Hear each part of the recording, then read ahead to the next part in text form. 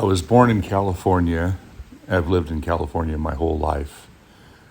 And I can say that I have never experienced weather events like we are having right now. And the trees just cannot handle it. We went for 10 years of drought, and everything is weak. The root systems are weak. The trees are not strong in the ground. And then we have these events from snow to wind to heavy rain to more wind to more wind to more wind, and things are failing everywhere.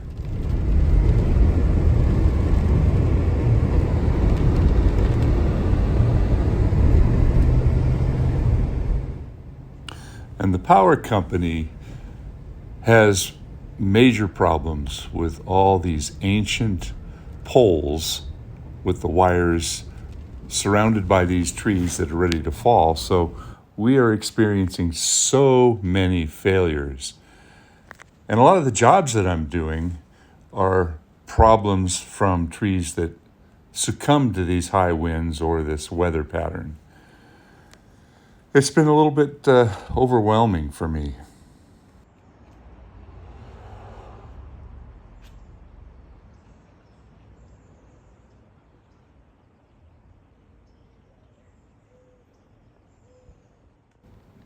And a lot of my clients are living in fear of these giant trees. And rightly so. So much has happened that we feel completely out of control. We try to keep up with our heavy equipment and our chippers and chainsaws, but Mother Nature is just getting ahead of us.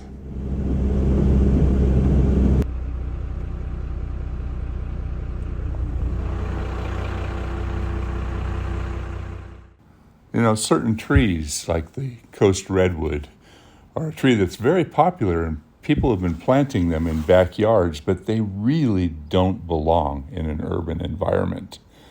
We've had many of them fail, and they are susceptible to decay and insects, where in their native environment, they seem to be resistant to all of these problems.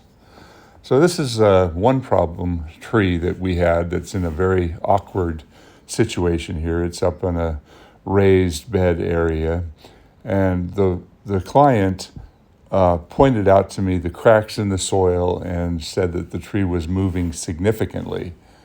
So this tree was removed, rightfully so. I think that it probably would have gone down in one of these big storms. So Jorge and I and Lucy worked on this tree together, but it was a very, very awkward spot to bring the wood down because we didn't really have a whole lot of drop zone.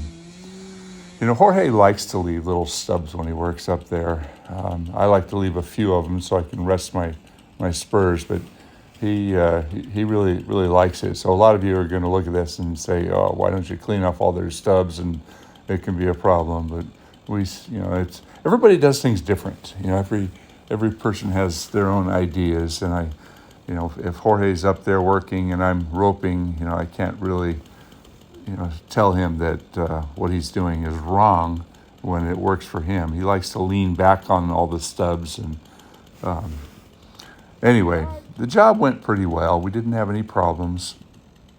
I did all the roping. We were taking some pretty healthy chunks out at, up at the top. We were dropping, 4 or 5 feet at a time.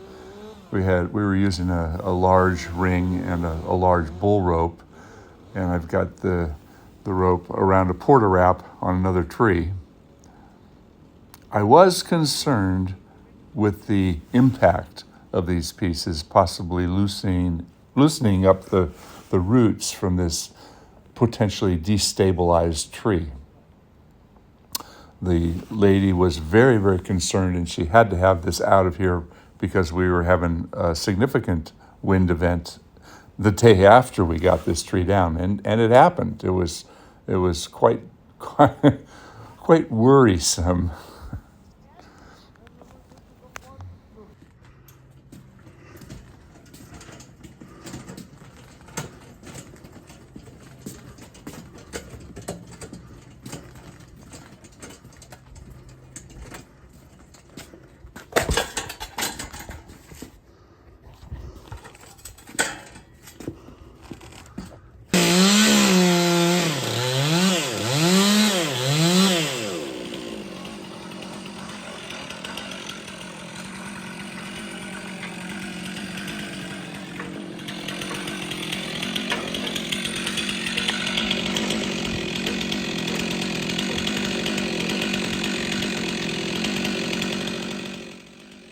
So the area that we had to drop was quite tight. I had to put that small piece of wood to protect those pavers. So I made a decision to pad the area that we were working with. We're over those pavers. So we built up a big pile of brush and crisscrossed it in such a way, and then I laid this one piece up there so it wouldn't slide through these branches. And I dropped, I don't know, about a 18-foot log on the pavers. I'll just let you watch.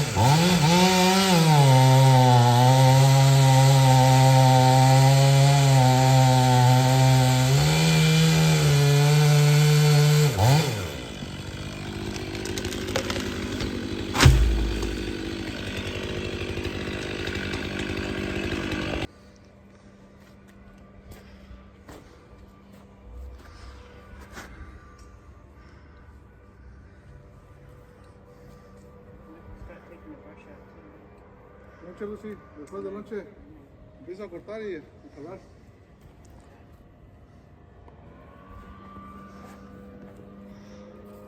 The wood seems sound.